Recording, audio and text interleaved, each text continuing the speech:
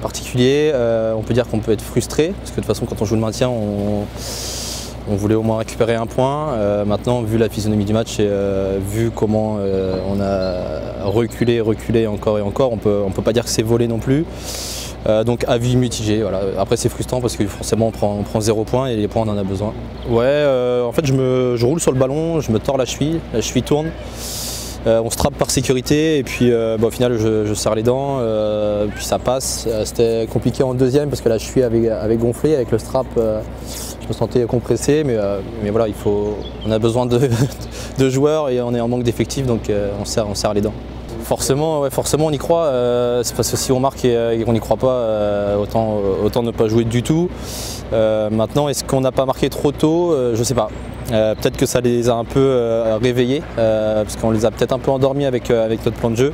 Et puis quand on voit la foule qui est autour du stade et qui marque un but, après c'est compliqué aussi de réagir parce qu'on continue de reculer encore et encore. Et puis malheureusement pour nous, on prend le deuxième après.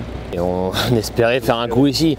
Maintenant, le plan de jeu était... Le plus dur, c'est que faire adhérer un plan de jeu comme ça au profil d'équipe qu'on a nous, c'est quand même pas simple.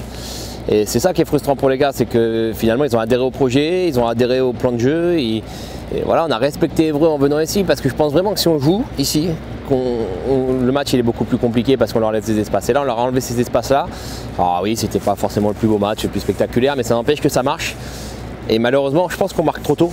On marque trop tôt parce que derrière il reste trop de temps pour eux et là ils commencent à nous acculer sur notre but, répéter les centres, répéter les corners et nous on perd un peu en lucidité parce qu'on a beaucoup donné sur le match et voilà, sur deux têtes ils reprennent l'avantage d'abord puis après ils gagnent ce match. Donc c'est frustrant pour les garçons sur les efforts fournis parce que forcément une fois qu'on y a le résultat de 1 on se dit on aurait mieux fait de jouer au football.